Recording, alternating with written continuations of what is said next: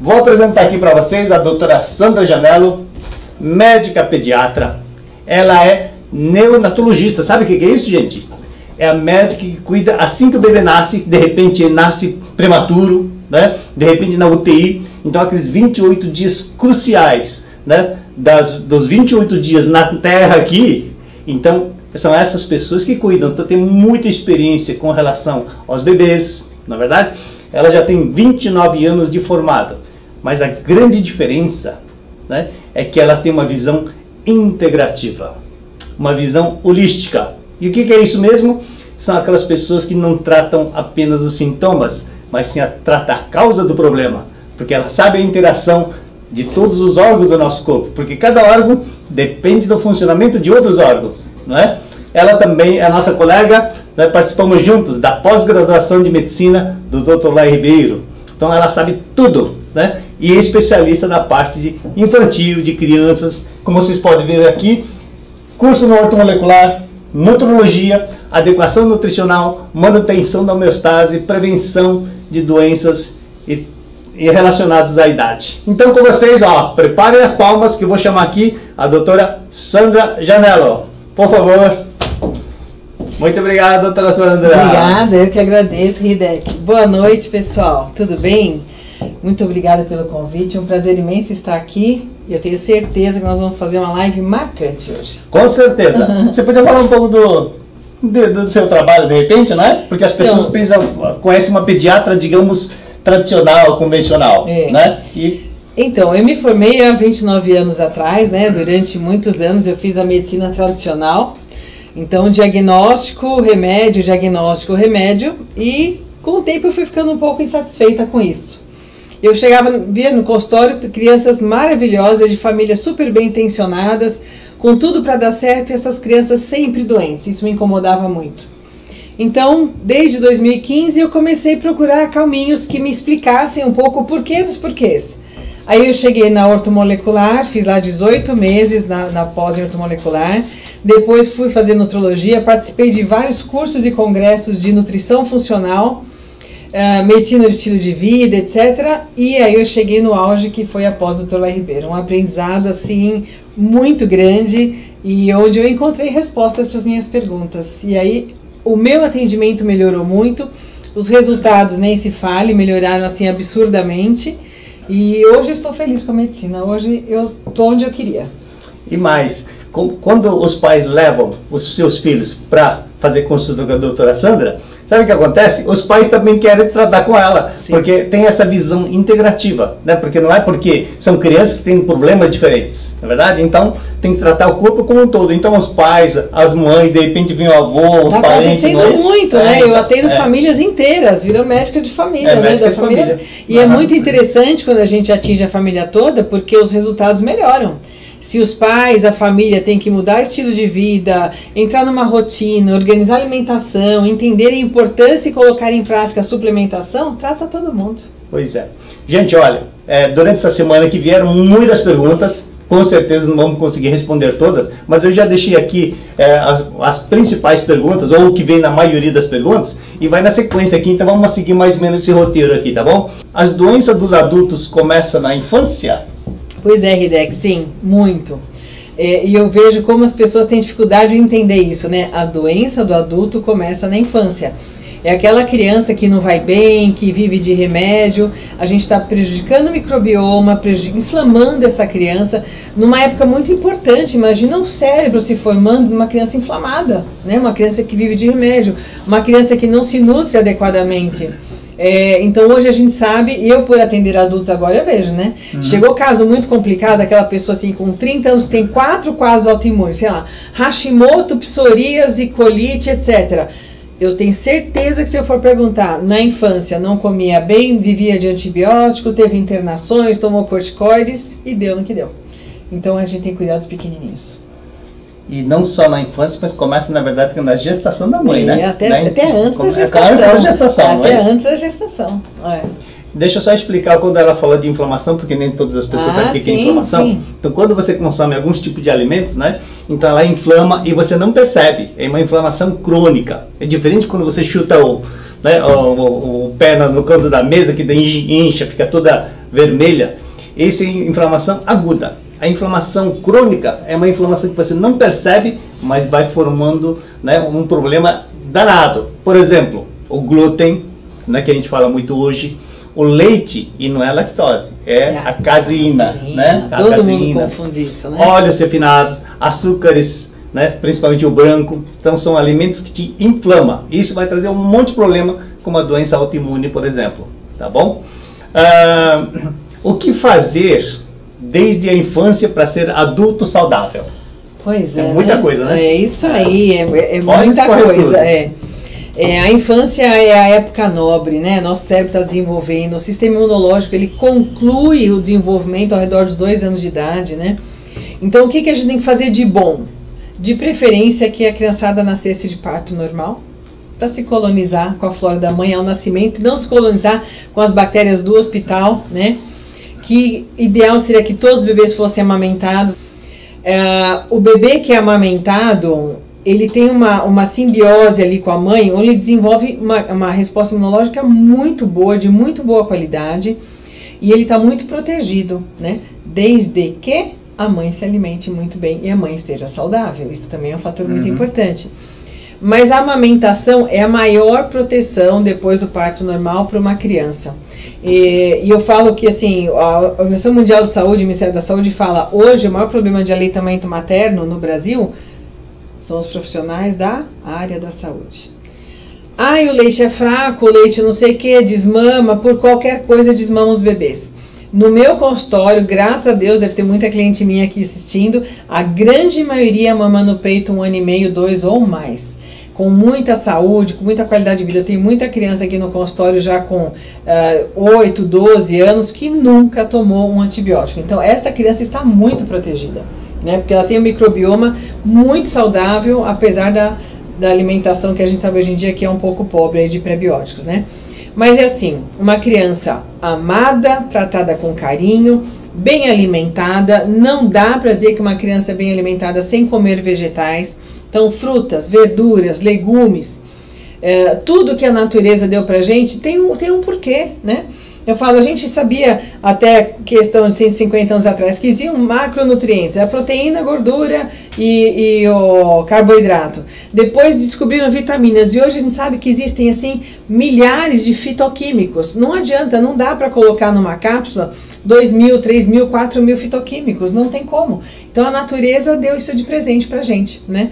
Então quando a gente quer ter um filho saudável, eu quero investir para ter um filho que vai ter alta produtividade, vai ser saudável, vai ser feliz, não vai precisar de remédio. Alimenta bem essa criança, dá amor, carinho, ajude a ter rotina, dormir bem, dormir em horário regular, acordar bem, né?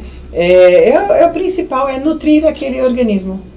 E aproveitando, e se a mãe estiver gripada, ela pode amamentar, se ela tiver algum problema de saúde? Deve. A mãe pode passar para o bebê os vírus, mas passa imunoglobulinas.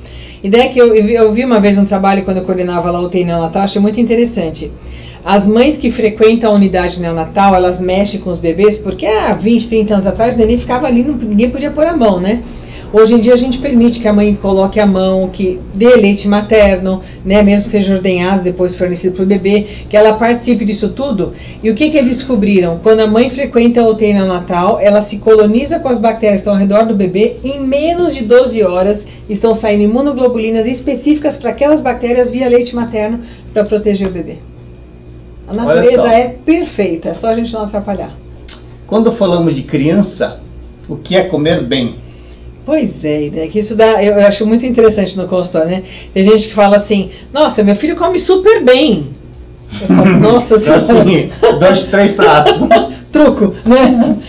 Gente, comer bem. Comer bem é você fornecer os nutrientes que o seu organismo precisa em quantidade, qualidade e frequência que o nosso organismo precisa para estar bem.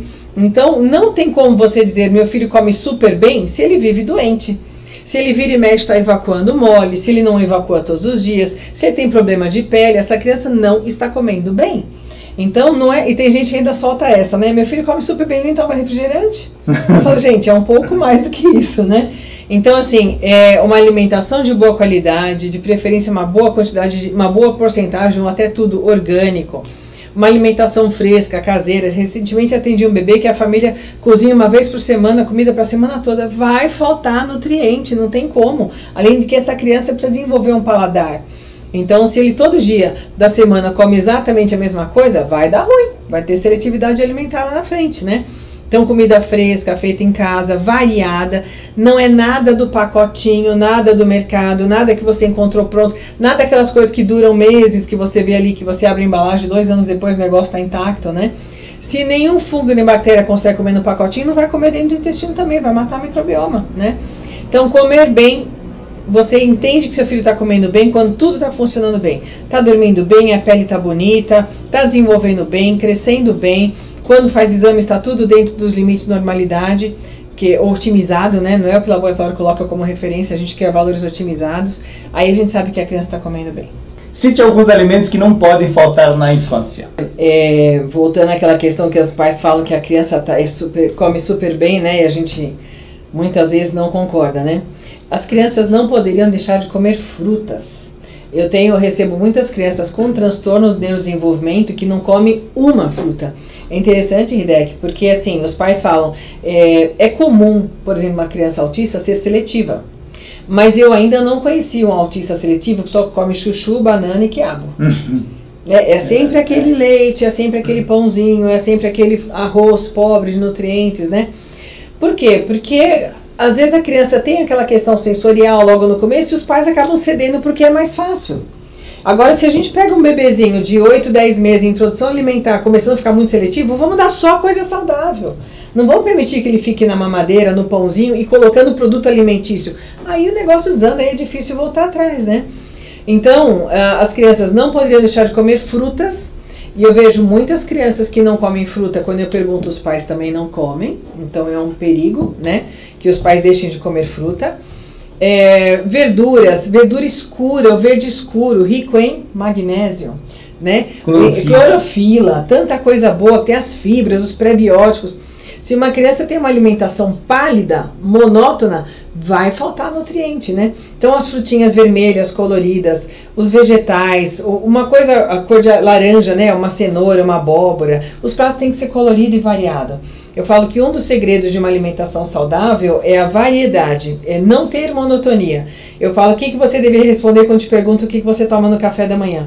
Cada dia uma coisa, né? O que você almoça? Nossa, é super variado, meu almoço é super variado, né? Então hoje, por exemplo, foi peixe que meu marido fez ontem, com bastante legumes, e um arroz que tinha até pinhão junto, né? Então assim, e tomate, e verdura, e couve. Então assim, quanto mais variado, mais nutriente você está mandando. Quando você tem uma alimentação muito parecida todos os dias, você aumenta o risco de fazer overdose de uma coisa que não seja boa, por exemplo, arsênico no arroz, ou faltar nutrientes, porque você está sempre com aquela mesma alimentação. Então variem. Eu até falo para os pais, dou sugestão, montem 3 listas de supermercado diferentes. Cada vez que for ao mercado, leva uma lista, para não ficar a mesma coisa. Existe uma tendência, eu acho que vai se aprimorar e vai melhorar nos próximos anos, de pensar como o homem pré-histórico comia, né? Não tinha liquidificador, não tinha peneira, não tinha batedeira, né? Então ele comia fruta do jeito que estava, ele comia verdura do jeito que estava, né? E essa questão da gente ficar processando os alimentos, modificando, causa prejuízo. Deus deu a fruta rica em frutose, que é uma delícia. Quando o pessoal fala assim, mas não posso comer nenhum doce? Claro que pode, a fruta é doce, né? Mas deu a fibra junto, deu toda uma composição que nos faz bem. Quando a gente faz suco, a gente quebra isso daí, a gente tira as fibras, etc. e pode não ser tão legal. Crianças precisam de suplementos? Olha, na grande maioria sim. Mesmo tentando comer bem, né, o nosso solo já está bastante modificado, né? O Brasil é um dos países com menor quantidade de magnésio, por exemplo, no solo do mundo. A gente não tem vulcão, então não tem renovação dos minerais do solo, né? E muito da alimentação infantil é baseada em alimentos de grandes monoculturas. Então, o milho, a soja, o trigo, né? Que eles são pobres em nutrientes. Então, todos os meus nenéns no consultório tomam suplemento. E quando chega a criança de fora que não toma, se a gente faz exame, a gente vê lá as deficiências. E são crianças que você percebe um cabelinho mais fraco, uma unha com mancha, uma criança mais irritada, dificuldade escolar, e a gente vê que está com deficiência de micronutrientes. As crianças estão adoecendo mais cedo, né? Por que acontece isso? Nossa, puxa vida. Tem problemas de adulto que eles têm hoje, né? É uma coisa que me preocupa muito como médica, como pediatra, e agora atendendo também adultos. Ano após ano, as doenças estão chegando mais grave, mais cedo. É muito assustador. Eu estava falando para você, né, antes de começar aqui, eu estou com 5 meninas entre 11 e 12 anos no consultório com tireoidite ou doença de Hashimoto, já destruindo a tireoide. São quadros autoimunes. Criança de 2 anos com artrite, um bebê de 11 meses com artrite diagnosticado, com alterações laboratoriais, né? Diabetes tipo 1, que é um quadro autoimune, mas estão sim adoecendo mais cedo de forma mais preocupante. Em 2021, eu fiz 3 diagnósticos de câncer de tireoide em mulheres entre 20 e 25 anos. Câncer intestino, né, que a gente investigava a partir de 50, 55 anos, hoje você pede exame para algumas pessoas com 35, 40, você acha câncer intestino, a cada 10 colonoscopias, pelo menos 1 ou 2 tem câncer. Então assim, não está fácil. Ou a gente investe na alimentação, suplementação, estilo de vida, e eu não sei como é que vai ser nos próximos anos não, tá bem, bem assustador. Esses problemas que a doutora Sandra comentou, assim como diabetes tipo 1, tireoidite Hashimoto, de repente a alopécia, né, a dermatite, são todos problemas autoimunes, como nós comentamos logo no início, né? E toda doença autoimune começa e termina no intestino, viu, gente? Sim. Então não adianta você ficar tratando da tua pele com pomadinha e tudo mais, se o seu intestino estiver inflamado e estiver vazando porcaria no seu sangue, né? Então primeiro tem que tratar o seu intestino. Sempre. Certo? Flora New aí, viu, gente? É Flora isso aí. New, né? Você toma Flora New, né? Todo você dia. Eu tenho. Muito bem. Olha só, por que tantas crianças estão com doenças autoimunes? Então é isso, né? aí, o intestino tem vários nomes, né? O leaky gut, intestino gotejante, intestino permeável, né? Uhum. Quando a gente come os alimentos, são proteínas em geral com cadeias bem longas, mais de 250 aminoácidos. A gente tem que quebrar até que sobre só aminoácidos. Mas algumas proteínas nós humanos não digerimos. Você pode ter mais sintomas ou menos sintomas, mas o fato é que a gente não digere gliadina do glúten, a gente não digere a caseína no leite de vaca, a gente está cada vez mais com dificuldade também de quebrar a albumina da clara de ovo. Ele não devia ser o problema, mas como as pessoas comem glúten e caseína todos os dias, também muita gente está reagindo à clara de ovo, a proteína do amendoim, né? Então ela chega a um grande intestino e a gente imagina como um colar de pérolas que vai batendo na parede intestinal. As células acabam sofrendo lesão, elas abrem um espacinho e aí esses fragmentos vão cair na corrente sanguínea. Aí o seu organismo fala, o que é isso daqui? Será que é um vírus, é uma bactéria, né? Começa a reagir contra fragmentos de alimento não bem digerido. E aí, depois de alguns dias, esses anticorpos ficam passeando pelo organismo e falam, nossa, achei alguma coisa parecida aqui, é melhor destruir. Se destruir aqui, tireoidite. Se destruir nas articulações, artrite. Se conseguir passar a barreira hematoencefálica, transtornos de desenvolvimento, Alzheimer, Parkinson, demência, etc. Né? Então, a confusão imunológica começa no intestino. Por quê? Porque não estamos comendo alimentos que o nosso corpo entende como comida, às vezes entende como inimigo.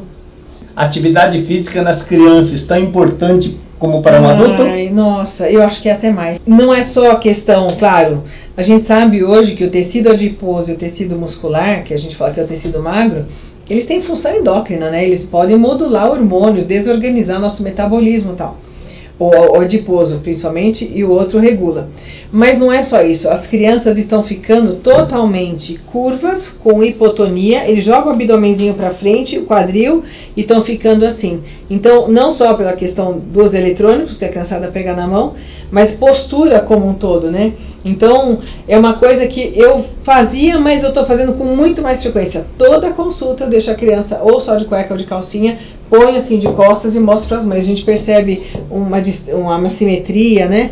Uma curvatura, uma tendência, uma postura errada, e a atividade física é o melhor tratamento e prevenção para tudo isso. Então precisa fazer. Então muita gente pergunta assim, qual é a melhor atividade física? A que você puder fazer. Qualquer uma, Exatamente. né, aquela que você puder fazer é a melhor. É né? a melhor. Eu procuro jogar tênis. Muito bem, né? Mas para a criançada eu gosto muito de atividades onde tem regras mais rígidas, como judô, taekwondo, também, né? A natação é muito bom, é interessante. A criançada antes da pandemia, tinha muita criançada fazendo natação. Agora não quero, não gosto, virou tudo bichinho de apartamento mesmo, né? Não quer saber de piscina. Uso de aparelhos, celular, tablet, computador, joguinhos, né? Tá levando as crianças a terem problema de QI? Sim, muito, muito. Eu estou fazendo uma pós-graduação em transtorno do espectro autista e o TDAH, né? E é até interessante que um dos professores, ele fala assim, vamos ajudar as crianças sem tela, pelo amor de Deus, a criança tem que olhar no olho, tem que interagir com gente, né? Interação social, interação com gente. E as crianças estão fechadas na tela. E isso daí comprovadamente está diminuindo o QI das crianças. Eles não têm mais que raciocinar. Tem um especialista, eu estava vendo esses dias, um neuropediatra falando, que as crianças que ficam meio sem assunto, meio tédio, eles começam a ficar criativos, eles vão procurar o que fazer. A criança que tem todas as respostas nos eletrônicos fácil o tempo todo, eles vão ficando preguiçosos. E aí eles sabem que eles vão receber dopamina. A criançada acorda, me dá a tela, eu quero o celular. Eu vejo na consulta, a criançada fica assim, enquanto não largam, não dão o celular na mãozinha deles, alguns ficam extremamente agitados, né? E por conveniência, pela pandemia, eu entendo que muitos pais tiveram que ficar trabalhando em casa, difícil arranjar assunto para a criança o dia todo, foram cedendo. E essas crianças estão extremamente dependentes. Eles não veem mais prazer em ler um livro, em ir à escola, em fazer interação com amigos. Eu diria para você que uma boa porcentagem está ficando extremamente prejudicada por causa dos eletrônicos. Ideal, inclusive o Dr. Augusto Cury tem um livro que fala sobre desenvolvimento infantil, e ele recomenda que a gente não ofereça tela para as crianças antes dos 7 anos de idade. 7 anos? 7 anos. E aquilo que nós falamos também, né, gente? Além de prejudicar o QI das crianças, a luz azul emitida pelos aparelhos eletrônicos, né, ele degenera a mácula da nossa visão. E a criança só fica olhando nessa distância, isso faz mal, porque o que não usa atrofia. Então, quando a pessoa está só na frente das telas, ela não usa a visão, porque quando você está lá fora, você vai olhar as coisas tão distantes, tão perto, as coisas em movimento. Quando você está só na tela, não. Isso leva as pessoas a usar óculos mais cedo, ter problema de visão. Sim. Tá certo, gente? Algumas dicas para os pais terem filhos com superimunidade. É isso aí. Tem uma dica que eu acho que é a mais difícil. Se avalie e seja um bom exemplo. Porque eu vejo muito frequentemente nos consultórios os pais falarem: ele não faz isso, ele não faz atividade física, ele não come, ele não sei o quê. E aí eu deixo falar, depois olho assim, mas e você? Né? E muitas vezes os pais não estão sendo exemplo para os filhos. É diferente, por exemplo, eu atender criança e eu atender adultos, né? Quando eu atendo um adulto, ele fala assim: eu não gosto de cozinhar, não vou para a cozinha, vou comer só porcaria, não vou fazer atividade física. Ok, sinto muito, mas a opção é sua, né? Uhum. Agora, quando os pais escolhem, a criança paga o preço, é muito difícil, né? Então, quando alguma mãe ou o casal fala assim: em casa ninguém gosta de cozinhar, se vira, dá um jeito. Ou contrata alguém, ou vão fazer cursos, treinamento, alguém tem que cozinhar. Uma criança que cresce numa casa onde os pais falam: eu não gosto de cozinhar, essa criança não vai ter prazer em comer. Né, tem muita questão afetiva a alimentação, né? Eu lembro da minha avó com o maior carinho, ela fazendo comida pra gente. Minha mãe também é uma pessoa que cozinha muito bem, adora fazer umas coisas diferentes. Isso vai pra mim pro resto da vida. Criança com superimunidade são as crianças que frequentam a natureza, que vão para sítios, vão para parques, mexem com bichos. Tem muita gente que não quer dar um pet pra criança, então eles não têm contato com o bichinho. Né? Eu sempre cresci quase que no zoológico. Minha casa é um zoológico, né? Eu acho que isso faz muito parte. Eu falo, bichinho é terapia. Eles parece que quando a gente está cansado, eles vêm dar mais carinho, né? Eles dão atenção pra gente. A criançada ama. Então, o filho com superimunidade é uma criança feliz, que é bem alimentada, comida fresca, variada. Uma criança que tem amor, tem carinho, tem exemplo, que faz atividade física, né? E que evitam remédios. Esse ano eu falo que o que eu mais fiz no consultório foi tirar remédio. Então, tá tomando tal coisa, tira. Nós vamos trocar por suplemento, nós vamos acertar a alimentação e tal. Eu passei no pronto-socorro, mandar dar antibiótico. Qual é o quadro clínico tal? Não vem aqui que eu vou examinar. Não vai dar antibiótico. Então, a gente precisa preservar nossos filhos de tudo que vem da indústria, que vem da farmácia, com uma série de aditivos e algumas coisas que a gente nem sabe do que se trata. Então, é alimentação de primeira, exemplo e uma vida plena e saudável mesmo. Ó, tem uma pergunta aqui, quais poderiam ser as causas de um bebê não dormir? Não falou idade, né? Não falou, mas falou bebê só. Olha, criança que não dorme é bem variado. Por exemplo, eu tenho uma criança no consultório que tem muito problema de sono e eu descobri que na gestação a mãe frequentemente trabalhava até 2, 3 da manhã e ia dormir às 3h30, 4 horas. O ciclo circadiano ficou totalmente atrapalhado, né? São várias causas, muitas vezes relacionado à alimentação. Uma criança que tem refluxo, uma criança que está tendo uma alimentação inflamatória, uma criança que toma leite ou come o glúten, uma criança que come açúcar. Gente, as crianças no meu consultório, muitas não comem quase nada de açúcar. E quando come, os pais falam, é questão de 15, 20 minutos, fica pirado, né? Parece que fica assim, você vai em festa infantil, aquela criançada correndo, tudo não é o acaso, não é só porque está numa festa. É porque realmente eles estão comendo açúcar, isso leva à agitação psicomotora. O ambiente onde essa criança está, criança precisa de rotina. Quando a gente estabelece rotinas, e é difícil às vezes o pessoal entender isso, né? Durante a semana eu coloco para dormir às 8, no final de semana meia-noite. Não tem ciclo circadiano que entenda isso. Bebês precisam todos os dias o mais parecido possível. Se na escolinha do seu filho dão almoço às 11, coloca para dormir ao meio-dia, acorda às 1h30, etc., faça isso no final de semana, senão a segunda-feira vai ser um desastre, a terça também, né? Então, rotina, precisa de rotina, todos os dias muito parecido.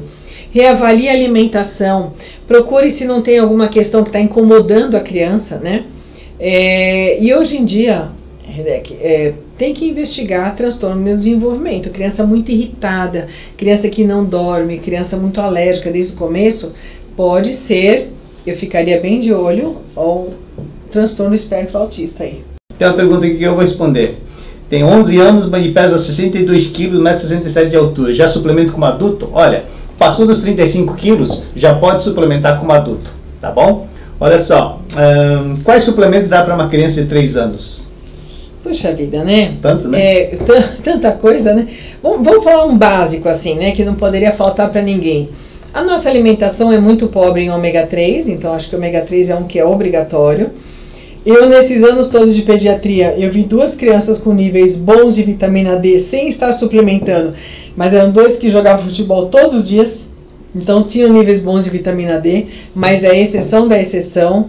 Muitas crianças estou vendo assim um show de deficiência de selênio na criançada, zinco, magnésio também a gente precisa. Normalmente quando eu prescrevo eu faço as vitaminas lipossolúveis, é um combo, né? A, D, E, K, né? AK2, MK7. Eu faço, dependendo da resposta, da imunidade, se é uma criança que vive doentinha ou não, se alimenta bem ou não, eu coloco vários outros micronutrientes, né? E às vezes algumas fitoquímicos, a glutationa, quercetina, astaxantina, resveratrol para aumentar a imunidade, antioxidantes e tal, e os probióticos. Com muita frequência, às vezes o pessoal fala assim, mas até quando eu vou tomar probiótico? Eu falo, olha, a gente vai observando, mas em geral só enquanto você come agrotóxico. Né? A gente tem que ir contrabalanceando, sim, né? Tudo que ela falou tem na ANIL, viu, gente? É só entrar no site da ANIL que nós temos suplementos aí. Mas a vitamina A, D, E e K que ela citou são as vitaminas lipossolúveis, que ela é absorvida quando você come junto com a gordura. Então, pessoas que são veganos, vegetarianos, têm mais dificuldade de absorver isso, né? Tá certo? Então, tem que ter o cuidado de suplementar. E no caso da vitamina D, ela falou MK7. O pessoal deve estar pensando assim, o que é esse MK7? MK7 é o seguinte, quando você consome bastante vitamina D, o seu corpo absorve mais o cálcio, certo? Só que esse cálcio, se ela for absorvida simplesmente e não tiver esse MK7 que ela falou, é o K2, esse cálcio vai para o lugar errado, gente. Ele, em vez de ir para os ossos, para os dentes, vai para a carótida, vai para a válvula do coração, vai entupir as artérias, vai para a articulação, tudo que é lugar errado. Então precisa da vitamina K2. Que é o GPS da vitamina D. GPS da vitamina D, tá certo? Meus filhos não tomam café da manhã, não consigo oferecer nada. O que fazer? Respeita. Né? Gente, se a criança não se sente bem de comer de manhã, a questão do jejum intermitente, se é uma coisa fisiológica que a criança se sente bem, ela não tem necessidade de comer naquele horário, eu respeitaria, né? Compensa nas outras refeições. Então tudo bem, se a criança não quer comer às 6 da manhã, vai para a escola às 7, manda um bom lanche para as 9 horas da manhã. Né? Então manda fruta, manda lá raízes, manda um franguinho desfiado, alguma coisa assim. Manda uma comida de verdade para ele comer às 9, mas eu não forçaria a comer uma criança que não quer. Durante muitos anos, eu como pediatra ficava, tem que comer, tem que comer, tem que comer. Hoje eu tenho uma visão diferente. Se ele não se sente bem, se o metabolismo não está pedindo comida neste horário, respeita, mas compensa nas outras refeições. Olha só, doutora, amamentei minha filha até domingo passado. Encerrei o ciclo com 2 anos e 5 meses. Parabéns! Ela está resistente parabéns. essa semana. Não está aceitando. Tem alguma dica para sua aceitação? Olha, eu nunca sugiro fazer nada drástico, né? Conversa com ela, dá muito amor, muito carinho, beija mais, abraça mais, explica. Parece que ela ainda é pequenininha para entender, mas ela entende. Explica por que você parou, tá? De uma forma que ela entenda, né? Então deixa claro, mas dá mais amor, mais carinho, mais atenção. Ela não pode entender que esse desmame é uma ruptura no relacionamento de vocês. É uma fase que passou. Mas quanto mais amor, mais carinho, mais explicação você der, melhor ela vai aceitar. E a última pergunta, que o nosso tempo está acabando. Estou com uma bebê prematura em casa, com muitas crises de gases e cólica. Como eu posso ajustar minha alimentação para ajudar nessas crises? Quando eu preparei uma aula que o Dr. Laí pediu, eu encontrei um trabalho de 2017 mostrando que quando a mãe ingere qualquer derivado de leite, passa beta-lactoglobulina, que nós não digerimos, via leite materno, para o bebê por até 7 dias. Então, eu como queijo só domingo. Tudo bem, estragou a semana inteira. Então, a alimentação da mãe que amamenta, 4 a 6 frutas por dia, vegetais no almoço e no jantar, proteína de boa qualidade, evitaria qualquer derivado de leite, evitaria muito glúten.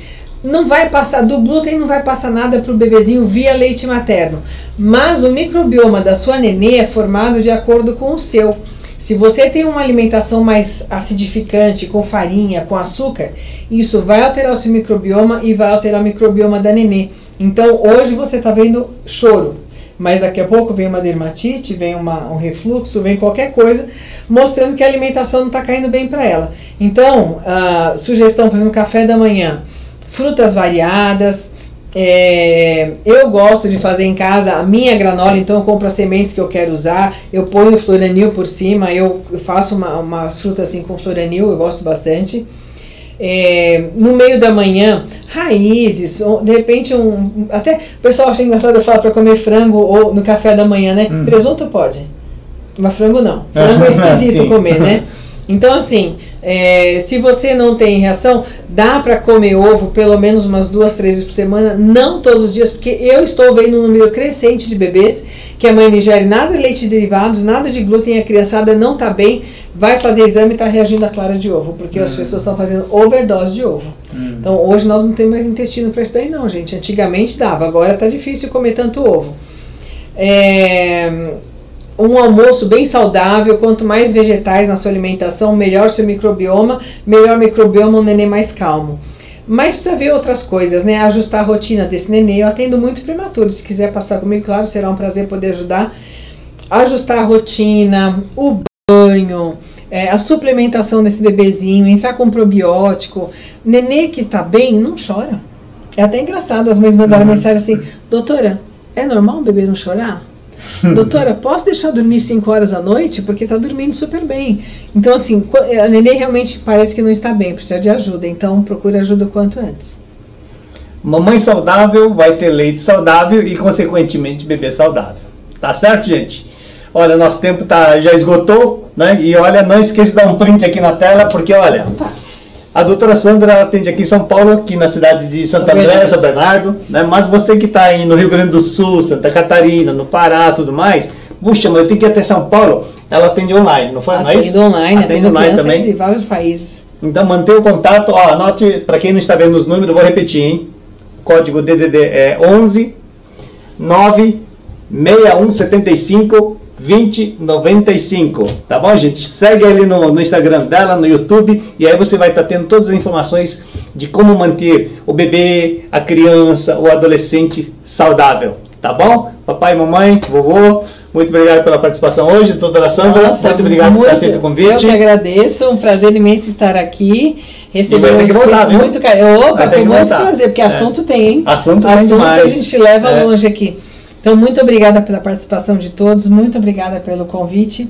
Eu vim porque a gente tem amizade, a gente fez pós junto, mas eu acredito muito nos suplementos da Nil. Eu uso em casa, eu recomendo.